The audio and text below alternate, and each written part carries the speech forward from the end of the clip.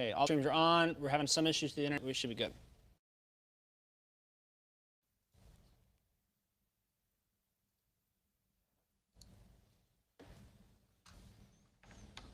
This is your WCIA 3 forecast first. Welcome to our digital platforms. I'm meteorologist Jacob Dickey here with your forecast first. We are taking some time on our digital platforms due to golf running out our CBS newscast on 5:30. So we'll be talking weather, news, and sports here for you on our digital platforms as you're logging on.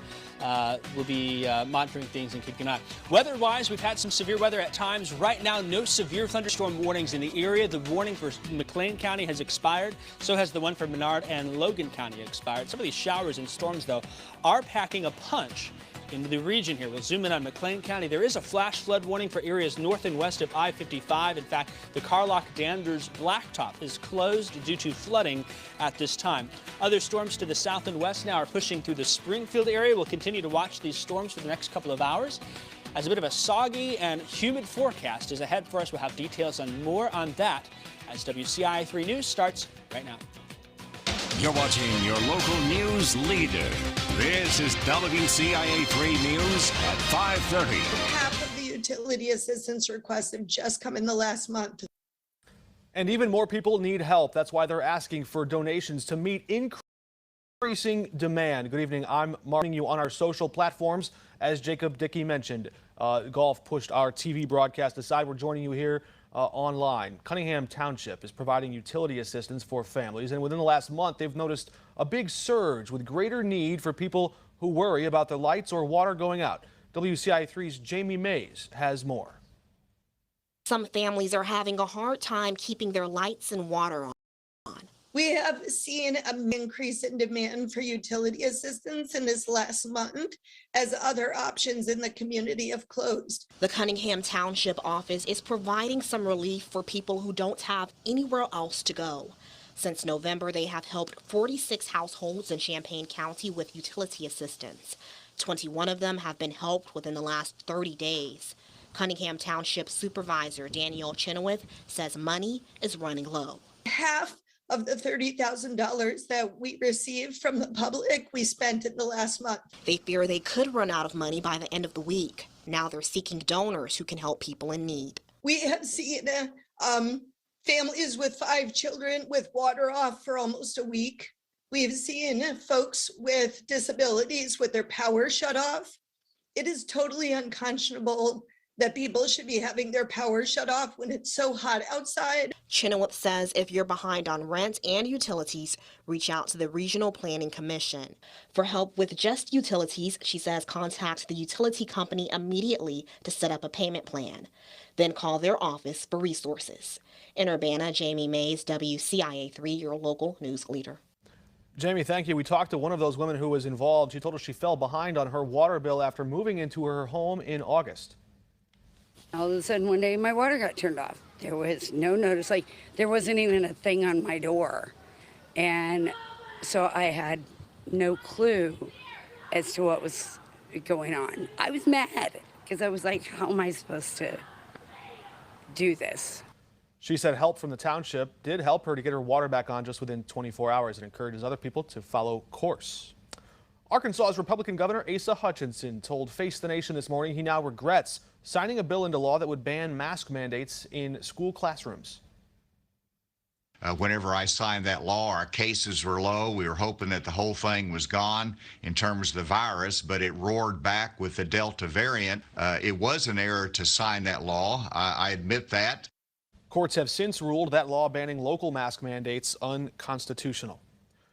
We do have breaking news tonight. A heavy police presence in Urbana with reports of a shooting there. WCIA 3's Cole Hankey just arriving on scene live in Urbana. Cole, I know you're just getting there, sort of getting the feel for what may have happened in the last few moments. What can you tell us at this hour? Well, right now we are still waiting for the Urbana Police Department to come out and confirm some of the details that we have been hearing outside here. But we did hear from witnesses that they saw one person being taken from the building on a stretcher. They were put into an ambulance, and that ambulance drove off with that person. I saw that ambulance leaving as I was pulling up on the scene. Police have been here on the scene at the Castle apartment complex on Cottage Grove Avenue for about an hour. And there's Urbana Police Department and the University of Illinois Police Department assisting as well. Once we have more information confirmed from the Urbana Police Department, we will bring it to you on WCIA.com, as well as our shows coming up later tonight at 9 and 10. Mark? All right, Cole, thank you for that report. A nonprofit that helps fight childhood hunger needs your help. The Hope Center in Urbana is looking for volunteers in their mission. They're expanding with more space to store extra food. We needed more space, and so the Hope Center of Vineyard Ministries has allowed us to use their space so we can serve more children, and we will be primarily giving food bags to children in Urbana and St. Joe out of this location. Social workers help to prepare the food in kids' backpacks before they head home each day. The first meal packing is scheduled for this Tuesday. And Feeding Our Kids will have space for 14 volunteers at their new location. They expect people of all ages to come and help out. They pack the meals on Mondays and Sundays at those locations. They sent out more than 3,500 meals in the month of May. Tragedy strikes overnight in Chicago. Chicago mourns the loss of one of its bravest and finest. Flags fly at half-staff at City Hall and bagpipes playing in the streets as an escort for an ambulance leaves the hospital after 2 officers were shot. One lost an eye, another lost her life. The city of Chicago and Illinois mourning the loss of a police officer tonight. Just outside the hospital, hundreds of other officers anxiously awaiting word on a second officer shot who is in critical condition. Police say the 2 officers conducted a traffic stop around 9 o'clock last night when one of the 3 people in the car opened fire. Officers say they returned fire, striking one person in the car. Police now have 3 suspects in custody. At this early stage, they do believe the person who was in the car who was shot is the same person who opened fire on the police. Police say he has a criminal background for robbery. Both of our officers were rushed here to the University of Chicago Hospital, where one officer succumbed to her wounds. The other officer is currently fighting for his very life. The police are not our enemies. They are human, just as we are. Flawed, just as we are. But also risking their lives every day for our safety and security. Officer Ella French was 29 years old. She just returned from maternity leave. She died in that shooting last night. Her baby girl is 2 months old. Officer French is the first police officer killed in line of duty during the Lightfoot administration. The Chicago Police Department statistics show 38 officers have been shot at or shot so far this year. Now, Central Illinois' most accurate forecast with meteorologist Jacob Dickey. Right on schedule, we've been having some showers and thunderstorms roll into the area. Some of you have already gotten some rain and storms. Some of you are still waiting on it here. Let's take a look at radar now and show you what we're looking at across the region. First off, this is an aerial view here. A couple of interests of note. Notice all the lightning that's showing up here. Some of the heaviest lightning thunder is in Tazewell and Mclean counties, but a line then extends from Peoria down towards Springfield, off to the south into Macoupin and Montgomery County. Let's take a little time and zoom in a little closer in some of these areas seeing showers and thunderstorms. Right now, a flash flood warning continues for northwestern Mclean County. The Carlock-Danvers Blacktop is underwater and closed to traffic. They've had 2 to 4 inches of rain there in areas that have had heavy rain throughout the summer. As we look off to the east then for Saybrook, some showers and storms there near Colfax as well as along US 24 from Watseka towards Gilman and Onarga off to the west there. These batches of showers and storms continue to move off to the east here. There are no severe thunderstorm warnings. We just have 1 set of severe thunderstorm watches. That's for Macoupin, Montgomery, and Fayette County. That goes until 8 o'clock. At this point, I think we'll get through the day without having a watch issued. Notice this line of showers and storms, though, coming through Springfield here. It's now just to the west of Lincoln, pushing through the east side of Springfield off towards Buffalo and Illiopolis. We're seeing that line continue east of I-55 now into parts of Christian County. Frequent lightning and some gusty winds of 30 to 35 miles an hour do appear probable with this line. The severe threat will continue to wane with time here into the region. As we take a look at our sky cam now, this is a look in Springfield. You can see the rain still coming down. There's been plenty of lightning and thunder in the area and some breezes as you see that camera bouncing around there. We'll take a look in Decatur now also and show you the look off to the west. That is where those storms are now coming for next. Decatur and into Clinton and off to the south towards Taylorville. We'll watch these storms for the next couple of hours here as we continue to monitor things. Let's go ahead and bring the graphics full. I've got another view in Champaign now as we see some rain off in the distance. Still a hazy sky, a cloudy sky in place, and that's just a little bit ominous. Some folks have commented and said, hey, it's looking a little eerie, like some rain coming on in here. Those rain chances will continue to increase as we go into the afternoon, I should say evening and overnight hours here as that line moves from west to east. With the threat for severe weather through about 10 o'clock tonight, we still will advertise a threat is there. Mainly will be a wind threat for now. We'll call it medium. Flooding also. Again, that flooding in Mclean County happening right now. The damaging wind will be the primary threat here. A tornado may be possible. I can't rule that out. I think today will be okay. But one thing to note is that this actually goes from today all the way through Tuesday night. Not only are we dealing with a risk of severe weather today, but Monday they've added a risk to the board. Level 1, marginal risk in central Illinois here. We'll watch and see with these types of systems. You've got to watch what happens before the storms get there. They'll evolve and we take it day by day, but we at least understand there'll be plenty of instability with all of that heat and humidity in place.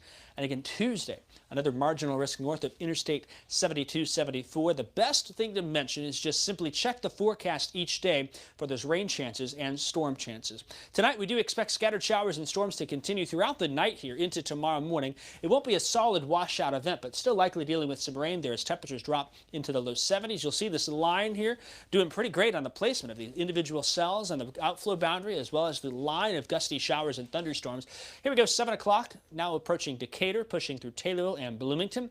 By 8 o'clock now, approaching Monticello, off to Sullivan, down towards Shelbyville, even seeing some north of Champaign and parts of Ford and Iroquois County continuing. Here we go, 8, 9 o'clock, then that line of storms approaching Interstate 57. But the general trend is by 9, 10 o'clock, the further east these storms get, the less instability they have, the lower the chance of severe weather will be in central Illinois. Then through the night tonight, I do expect some drive time, some scattered showers in place. But overnight tonight into tomorrow morning, by the time we wake up, we may have more batches of showers and storms in place. I can't rule out a strong storm, but I think we'll be okay for the nighttime hours here. Still, you may wake up to some rumbles of thunder. And if any of those showers are in place late tonight, tomorrow morning, lots of folks like to think it's good sleeping weather. With some showers and a few thunderstorms in the morning hours, then we'll trend mostly cloudy to cloudy through the day. That's going to keep our high temperatures down tomorrow. Here we are, only looking at mid, maybe upper 80s. You know, we're upper 80s and lower 90s most other days here. So a few degrees cooler, but still humid and muggy as those dew point values remain high. Here we go in the morning hours. Notice some of these numerous to perhaps widespread showers and a few thunderstorms at times here through the daytime. Morning looks to be the wettest time of the day for us here. Into the early afternoon, that batch of showers and storms will push off to the east. And if we keep those showers later, that keeps the temperature down at least a little bit. Not quite into the 90s like some other days may be. The evening hours may be dry, but we think by Monday night into Tuesday morning, another batch of showers and storms could approach the area. We'll watch that and take it as it comes here in central Illinois. The week ahead does look muggy here. Look at these dew point values through Thursday. Afternoon dew points, upper 70s and lower 80s out there. Some changes coming, though, if you're a fan of drier and quieter weather. I've got it on the 7-day forecast. This first system coming through gives us the best chance of rain tonight into tomorrow morning. As we move forth into Wednesday, another round of showers and storms expected. Here we go into Thursday night and Friday. That final cold front will end our storm chances just in time for the weekend. On your 7-day forecast, we do expect that we'll be seeing rain showers and storms for the foreseeable future here. As we go into the next couple of days, then upper 80s, low 90s, lows at night in the low to middle 70s. That drier weather mark Saturday, Sunday, upper 70s and low 80s, lows at night down in the upper 50s. All right, you'll be keeping an eye on this throughout the night. Some of that severe weather's coming through the region here. That's right. We'll keep an eye on it and keep you updated on our digital platforms, and if need be, again tonight at 9 to 10. All right, Jacob, thanks. Meanwhile, overseas, American and British embassies are advising all citizens to leave Afghanistan immediately. That alert coming as violence escalates and the Taliban seizes control of another city. The Afghan government surrendering control of a second provincial capital after Taliban fighters assassinated one of President Ashraf Ghani's top advisors there. The Taliban now controlling more than half of the nation's district. Turkish security forces detained hundreds of Afghan migrants who were trying to cross into Turkey from Iran earlier this week. The United Nations estimates more than 250,000 Afghans have been forced from their homes since January. And a rare discovery from the prehistoric caves in Spain suggests Neanderthals could have had more culture than we might give them credit for. Experts finding red markings on cave structures and trace their ingredients to man-made pigment likely applied with fingertips on the inside of those caves 65,000 years ago, before humans roamed the earth. Stone Age experts are now calling that evidence of the oldest art in the world. The Olympic Games came to a close as fireworks lit the night sky over Tokyo. The closing ceremony went on like many of the postponed games, without spectators, as organizers overcame logistical and medical hurdles for those games to go on. Just as the Olympic flame went out in Tokyo, they passed the baton to France. Thousands of people packing the streets in Paris and cheering as planes flew overhead, marking the start of the countdown to the 2024 Summer Games. Our nation's oldest ally will host the next Summer Games, while Beijing will host next year's Winter Olympics. Oh, by the way, Team USA brought home the most medals overall with 113 and the most gold with 39. That narrowly edged out China's 38 gold medals. From the official television station of Illini Sports, this is WCIA 3 Sports and your Illini Nation. Yes! Oh my God, this is amazing. USA! Nothing like watching the Olympics with a former Olympian. And speaking of gold medals, Jen Thomas, the current Illini volunteer assistant coach, looks pretty excited to see Team USA take home an Olympic gold medal. And those are some gold medal faces there as well. It's the first time in history, and 3 former Illini on the team. Jordan Poulter, Michelle Barch-Hackley, and assistant coach Aaron Virtue helped them reach a 3-set sweep over Brazil. USA has been in the championship match 3 times before, losing to Brazil twice, but Thomas says it was an incredible moment to watch the team with 8 new Olympians reach the top spot on the podium. So to have a group that young, that raw, break the Brazilian curse, I mean, it's so special, and it's a group of women that we are deeply connected to. The Illini have a major part to do with why we have the gold. And they really wanted one another to do well, and it was a team effort, not a bunch of all-stars. So I think that was something that spoke to all of the Olympians, anyone that's worn the flag before USA. I think that it was the truest essence of a team that I've ever seen. Thomas took home a silver medal at the 2008 Summer Olympics in Beijing. Illinois football had their first day off of practice today. They just had meetings and a couple film sessions. Brett Bielema didn't report any significant injuries after week 1 of training camp, just Jordan Slaughter, who is likely out for the season. Bielema also hinted that the roster isn't complete just yet. He says he plans to add a few more to the team to reach the maximum 120 players, although he didn't specify whether those would be transfers, walk-ons, or incoming freshmen. 1 to 2 more players on our roster that aren't here yet. We'll kind of sit down and evaluate our current roster, see if there's some guys that maybe help us at other positions. Maybe it won't be as dramatic, but get a little bit more position specific as we focus in. But there's some good competition. Competition brings the best out of people, and I think our guys have done a good job of that. Day 7 of practice is tomorrow. The Illini will be scrimmaging for the first time this fall. High school football practices officially start this week, and the Effingham Hearts are eyeing another perfect season. They went 5-0 during the shortened spring schedule, but they were missing their star tight end. Jacob Briggerman wasn't on the field for his senior year, but his strength and courage served as an inspiration for his teammates. WCIA3's Andy Olson has the story. There's a saying that's taken over within the Effingham football program. Toughest team wins. And so that's kind of one of the things that we go on around here. Toughest person always comes out ahead, so I mean, you just kind of keep grinding as you're going through it and deal with it. Jacob Briggerman had to live the toughness mantra day in and day out his senior year. After surgery to fix a broken ankle early in 2020, Briggerman noticed a pain in the same leg during football workouts in November. I didn't really think anything of it. It didn't bother me that much. After being convinced to get it checked out, doctors took x-rays of Jacob's left leg and found he had Ewing's sarcoma, a rare form of bone cancer that only affects about 225 kids in the United States each year. He went and got looked at, and then he told me, and it was just a real, you're not sure where you're going to go from there. He didn't even bat an eye. He said, doctor, 99% sure it was cancer. I was floored. And I was working out 3 times a week and doing a bunch of stuff and riding 4-wheelers and playing basketball and playing football and everything else. I mean, I had to go from doing all that to nothing. Doctors were optimistic since they caught the cancer early. Briggerman had to undergo 14 chemotherapy sessions at St. Louis Children's Hospital. Through it all, he never let the hardship keep a smile off his face. there's kids that throw up a lot more than I did. I mean, I didn't, like last time I threw up one time, it was just because I ate bad food. I never, ever once heard him say he was having a bad day. And every time that I would talk to him or ask him, hey, how you doing? I'm doing good, I'm doing good. Even though maybe he probably wasn't or whatever, but he wasn't going to admit it. He wasn't going to let somebody know that he wasn't doing good. Doctors removed the cancerous bone and replaced it with a piece of his right fibula. After months of treatment and more than a dozen trips to St. Louis, Briggerman finished chemo July 25th. Apparently I don't have it anymore. I got tests coming up to clear that, but looking pretty good. Briggerman missed his senior football season undergoing treatment. He was able to stand on the sideline for some games, but was always on the field. Every Effingham player had his number on the back of their helmet. And after the Hearts won the conference championship, Briggerman got the game ball. There's no other person that deserves it more than Jacob right then. I mean, it was just a no-brainer. It was a special moment. I wasn't expecting it at all. I mean, it's special to know that they're really thinking about me, and it means a lot to me. Briggerman graduated on time this spring and is pursuing one of his passions, detailing cars. But he'll always embody what he learned with the Hearts.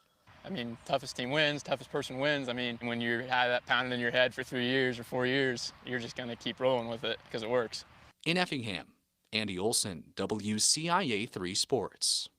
All right, Andy, thank you so much. I got goosebumps when they gave him the game ball, and he seems like such a great guy and with an incredible spirit. All heart. Well. All heart. The Effingham Hearts. It's great to see how teamwork can really help get people through hardship in life. That's a great story there. Absolutely. And we're, of course, proud of the Illini bringing home, helping the U.S. to beat China, bringing home more gold than they did there. Brazil, well, right, but in the total medal count. Oh, absolutely, yeah. 39-38. Sorry, I thought you were just talking about volleyball. Yeah, no, the Brazilian I have tunnel curse. vision on volleyball. Yeah, it was pretty incredible indeed. Marley, thanks for that. And then we're going to hand it over to Jacob Dickey with a look at our 7-day forecast. You've got more weather coming up. Yeah, I think the thing to mention is while Monday, Tuesday, Wednesday, Thursday, even into Friday morning, have daily chances for showers and thunderstorms, there will still be some dry time in place. Monday afternoon looks dry. It looks like Tuesday, most of the day also appearing dry as well. Tuesday night, Wednesday seems to be the next more numerous to widespread round of showers and storms. But we'll keep those chances there because of that hot and muggy weather in place, that cooler weather coming with the cold front Thursday night into Friday. Boy, next Saturday, Sunday, Mark, I may have to play hooky. Yeah, and you know, Jacob, I love anchoring with you on the weekends, but I gotta say, I really wish Kevin Lighty were here in this very moment. Don't look now. It's the first frame of the Cubs-White Sox game. The White Sox are putting up a 5 spot, a big crooked number on the Cubs. Tim Anderson leading off the game with a home run. Can't wait to see him again. We can give him a little ribbing. That's right. I give him a ribbing every time. All right. Thank you all for joining us here on our social platforms. We understand sometimes golf pushes our schedule aside. We didn't want to miss this. Both of these and our reporters in the field put a lot of work into this. So thanks for joining us online. We'll see you on TV tonight at 9 and 10 o'clock. Hope you'll join us there.